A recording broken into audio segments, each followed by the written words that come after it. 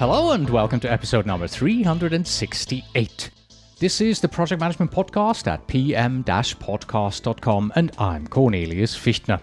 To begin, let me remind you that listening to this podcast qualifies for PDUs. So, if you are a PMI certified project manager, then please visit pm-podcast.com/PDU, where we explain how it's done.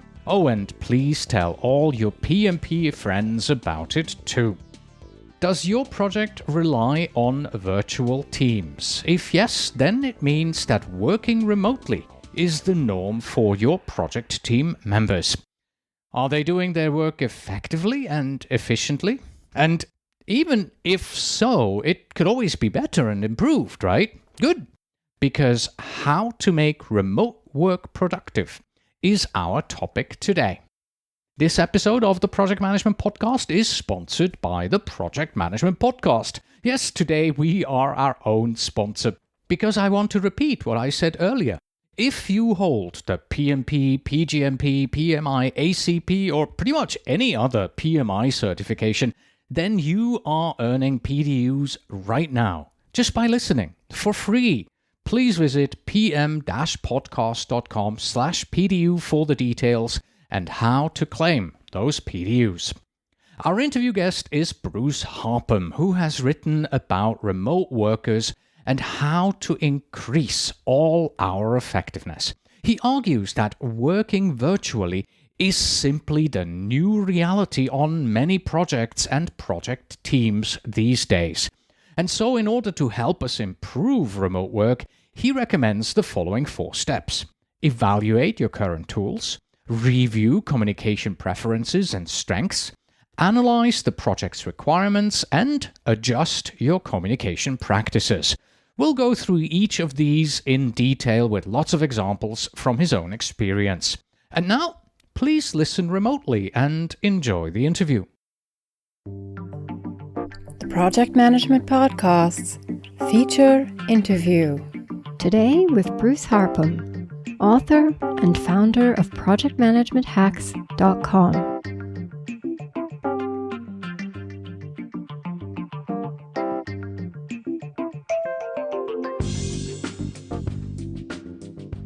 Hello, Bruce, and welcome to the Project Management Podcast.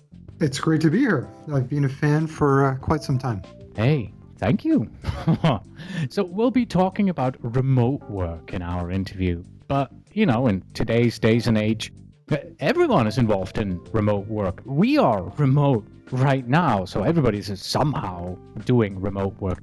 So is there anything new about remote work and remote teams that our listeners can expect to learn by the end of this interview?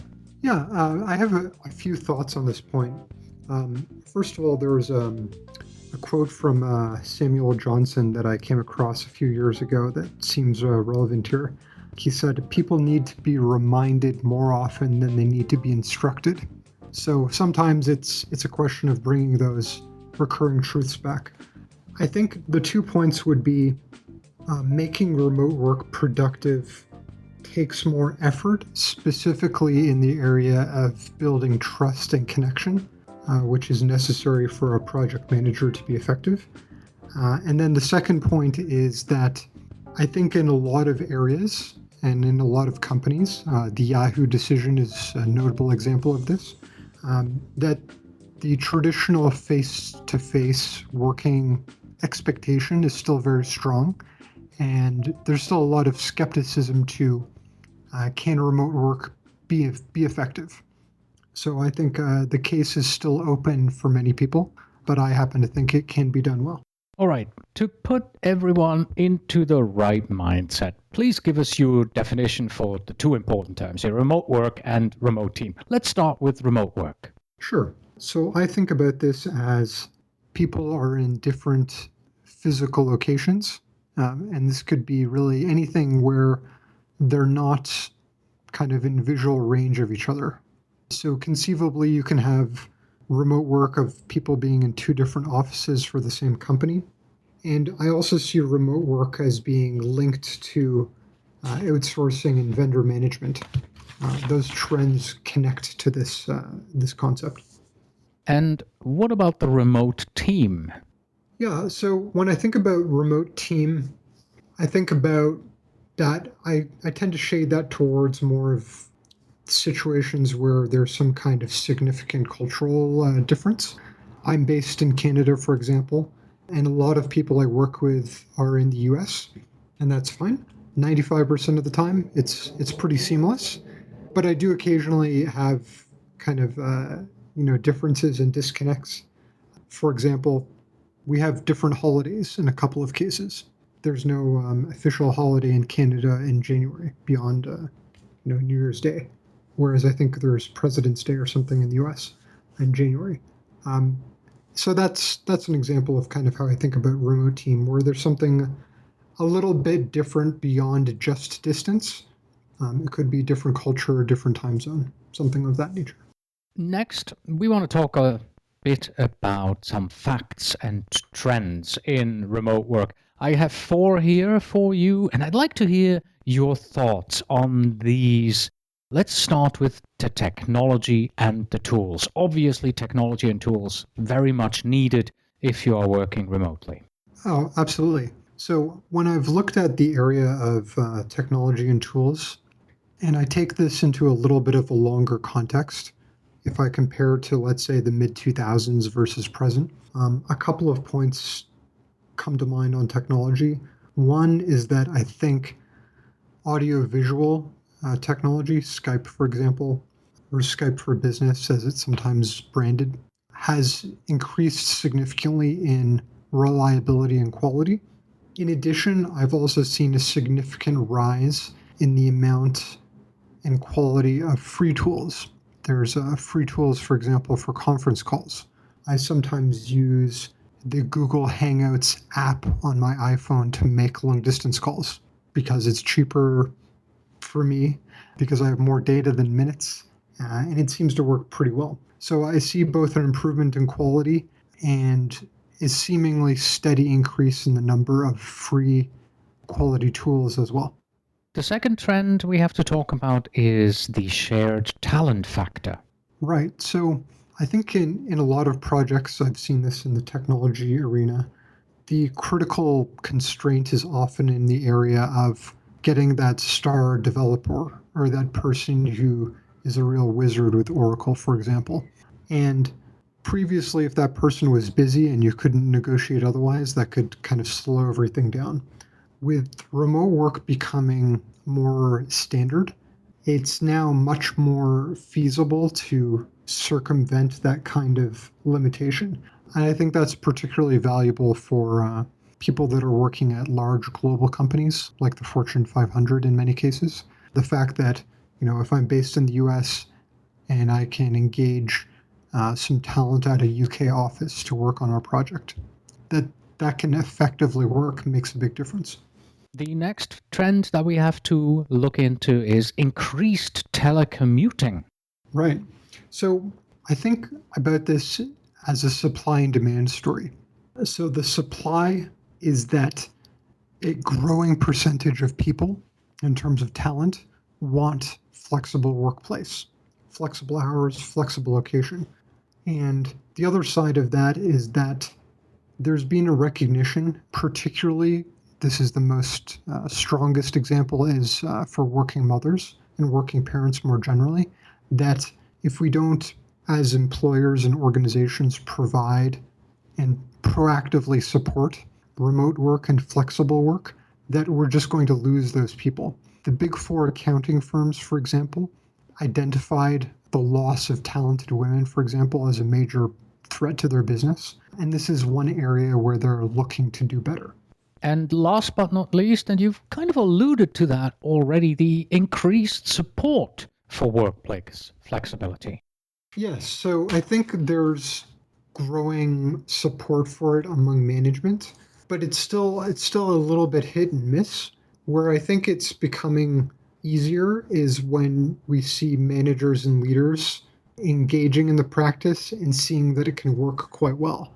I have seen a manager, for example, say, if you work from home, remember, you may end up working a longer day than if you came into the office. So, take breaks, step away from your desk from time to stretch and so on. So there's this idea that it can work quite well, but it could potentially have the danger of people working too much, and we need to think about that as well. Here's an interesting thought for you. I claim that from the perspective of the person who's performing the work is not actually done remotely. It's only remote work from the perspective of the person who's asking to have the work done. Let me give you an example here. I always do the work where I am, here, at my desk. From my perspective, that's local. But if you are the person who's giving me that work, you're in Canada, I'm nearly in Mexico, southern border of the United States. So from your perspective, it's remote. From my perspective, it's local because I'm sitting here at my local desk. So do you agree with that? Well, I think it depends a little bit on the nature of the company. So to take two contrasting examples, if I take a large established bank that has some small percentage of people work from home 1 or 2 days a week, then I think the traditional office is viewed as the normal condition. And that in some ways it's, we're having to go to lengths to accommodate people that are doing something else. At the other end of the spectrum, I see companies, the company that makes the Basecamp software, for example, has been extremely vocal in support of remote work, and they don't really kind of believe in the office in terms of you bring everyone to the same building. I think it really is partly a function of kind of adoption rate of, do you see it as, normative or normal that everyone comes to a place and there's exceptions, or is the normal condition that people are just sort of scattered wherever they may be? But in the end, there is going to be distance between the person asking to have work done and the person actually performing the work. So does that then mean when we talk about making remote work productive, that we're really aiming at making communication flows and the working infrastructure and the toolkit effective and appropriate? Yes, I think that's reasonable, especially if it's the case of a buyer-seller or a buyer-vendor kind of relationship. And a big variable in that is this: am I contracting to someone who's in the same area as me, similar kind of background, or am I engaging with an international organization where there may be a few more bumps along the road to make it work? So tell me, who do we actually have to equip with this remote work toolkit then? Right. I think the right philosophy is to go first as the person leading this. If we take as a premise that you're someone who is interested in remote work and you think it can work well, then I think you need to demonstrate that by personally trying it. And then once you have a greater personal experience and comfort with it, then you can extend it to the team. That said, I have seen in some organizations, whether it's because of staff reluctance in some cases, or the technology is just not there because of antiquated technology or security concerns, not every job role is amenable to that, and that can be an issue of equity sometimes. You wrote an article about this. It's titled Making Remote Work Productive. And in that article, you suggested a 4-step approach in doing exactly that. I'd like to go through these 4 steps for our listeners, and then you can tell us a little bit more and develop sort of the high-level idea. You start out with saying that first you need to evaluate your current tools. Yes, that's right. So I think some people may assume that to make this work, I have to go out and buy a whole bunch of tools or technology. And that could be the case. But I think a lot of what's needed you may already have. For example, your home computer, which you're likely to have in 2016, may not have been the case in 2000 for everyone, will probably already have a reliable webcam. You may have an issue where you don't have a good headset or microphone, potentially. So that's an example of the toolkit that you're looking at. Another part of the toolkit that may be less obvious is that you need a physical location, such as a home office. Whether that's its own dedicated room or it's more of a makeshift home office, you do need to kind of set some kind of place. And the reason I say that is that some companies that I'm familiar with, for example, in the financial industry, tend to discourage remote work in cafes and other public settings because of concerns around what is called shoulder surfing, which is where, I walk behind you and I happen to see you, do something confidential, and then I kind of write it down in a notebook and go on about my day and do something nefarious with it. So the toolkit involves both what technology do you have at the remote site? Is it compatible? Is it sufficient performance? And is there a need to actually procure anything else, or can I just use what I already have? Let me delve a little bit deeper into this. How important, when you say is we need dedicated space, how important are outside distractions that can come in? Because right now, in our case here, I can occasionally hear cars driving by in the background where you are. Yes. Absolutely not distracting, right? But it's there. You can definitely tell, yes, you must be near a road. How important is that as you evaluate your current tool and location? So I think it will be a bit of a spectrum. I'd somewhat say challenge the assumption that I think may be implicit, and it may well be for many others, that the traditional office setting is kind of like the platonic ideal, and then anything else is not. And as an example, I was on a conference call at a regular office about a month or two ago, and there was actually a very almost overpoweringly loud fire alarm that went off. So in contrast to that, other meetings I've been on where I've heard a dog bark in the background are almost pleasant in comparison. So I think it's going to depend a little bit kind of situationally. I think it's a case of, is it overpowering and how kind of distracting is it? And also calibrating, how often do I need to be in kind of live synchronous conversation versus can I use other tools? If I'm presenting something to an executive remotely, for example, then you would probably want to maximize the quiet and so on. Whereas a discussion with a colleague, you might be able to have a little more forgiveness. So it's going to vary a little bit. Giving a presentation to an executive, excellent segue into my next question. But first, just a quick anecdote, because I have a team working for me in our PMP exam preparation business. And we do have a standing meeting, the usual daily meeting that we have. And one of our team members has chicken. So it's actually quite normal that when this team member speaks that the rooster is going off in the background. That it's just like clockwork every time when this person speaks, you can hear the rooster. Wonderful. Okay, so giving a presentation to a C-level executive, that brings up the question of communication preferences and communication strengths. We have to review those as well. Tell us a little bit about that. Sure.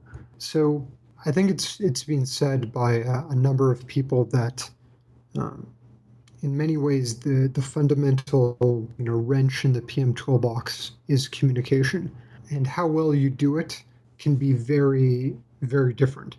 And that manifests it, for example, in how good are you at working through a conflict situation. Some people are stronger at that than others. So when I think about preferences and strengths, I first start with myself, which is that in many cases, absent any other conditions, I tend to default to email as my preferred kind of tool in terms of communication. That said, I do recognize that there's limits to that, and I need to switch off to a conference call to do certain kinds of activities. The other activity there is that if the PM is managing a certain stakeholder who is more of a phone person, then we need to know that so we can handle them in that way. And this is something that you can kind of go through in that kind of stakeholder process as maybe a marginal note that, Jane, the executive, really prefers, a 5-minute briefing call before the big steering committee, as an example. Okay, so those were the first two of the four steps. Evaluate your current tools. Then the second one was review communication preferences and as well as communication strengths. And the third step in your approach is analyze the project's requirements. And before you get started on this, would you also tell us, do you do this every time you start a new project? It will depend on how similar this is to previous work. And my main metric in that case is how many of the people do I already know? So if it's, let's say, 75% the same people, and the 25% of people who are different are, let's say, not key or critical to my success, meaning I can afford to irritate them a little bit perhaps, then I might carry on with my existing approach. Because I think if we have a project with 100 stakeholders, it's not realistic to recalibrate my communication approach for every person. I need to prioritize that in some way. So it depends, I think, on how much continuity there is. I've been in PMOs where the sponsors and a lot of the management people are 80% the same project to project. And in that case, you might not have to revise this as often. Different situation if you're more of a contractor freelance PM. And the fourth and final step in the approach you suggest is adjust your communication practices. Exactly. So this reconnects to an earlier point, which is that you may have a certain strength or a certain preference as an individual, but the project and the people involved may need something different from you, even if that makes you feel maybe a little uncomfortable or it's not your natural approach. So in the interest of being successful in the project, I think it's important to take the lead and be flexible in doing that. That could mean something like doing more phone meetings or learning how to use screen sharing technology, or using Google Docs instead of sending Microsoft Word files back and forth. It could take different forms. But I think it can be an advantage for the PM to be the one who is willing to be flexible and learn to make remote work effective. What if I, as the project manager, have no say about what toolkit I use? What if it's, the company defines it and says, these are the tools you're going to use, period? Sure. And I think that will likely be the case for probably the majority of project managers. If you want to say, well, I want to buy a Slack license, which is a collaboration tool, they may say, no, use our existing tools. That's fine. The question then becomes one of emphasis. Are you going to use, corporate email, or are you going to maybe use Microsoft Lync as an example, which enables screen sharing and whiteboards and things of that nature? What does the project require you to do? Part of the reason why people, I think, sometimes like the traditional meeting room is that you can have that whiteboard on the side and kind of develop ideas there. Conceivably, you can achieve the same ends if you get everyone up to speed with a screen sharing application. The point is basically that you still will have multiple choices of tools, even if you're limited to just phone and email at a very kind of basic toolkit. You still have to choose when to use one versus the other. The classic example being probably not a great idea to try and deliver bad news by email. Probably not a great idea. Can you give us an example of a remote work project that you worked on where maybe, things were initially not going so well? Then you applied those 4 steps, or maybe just 1 or 2 of these 4 steps, obviously, not always using all of them, and you were then able to turn things around. Sure. So this may be a bit of a counterintuitive example, but in the case I'm thinking of, I've had a few cases where I had planned to work remotely, and a unusually critical, sensitive meeting came up where face-to-face interaction added a lot of value. So in that case, I had to adjust my communication practice and go face to face to do that. The case I'm thinking of is when the department that I was working with brought in a new supplier, quite a significant supplier, 7-figure annual spend, and we had quite a few new requirements that we wanted them to meet from a governance standpoint. And it was anticipated that this was going to be tense, a bit of that the new sheriff is in town kind of feeling to it. So in that case, I changed my work from home plans because of this unusually sensitive meeting. So that would be an example. And I wasn't overly delighted about it, perhaps, but I did see the value in making those adjustments.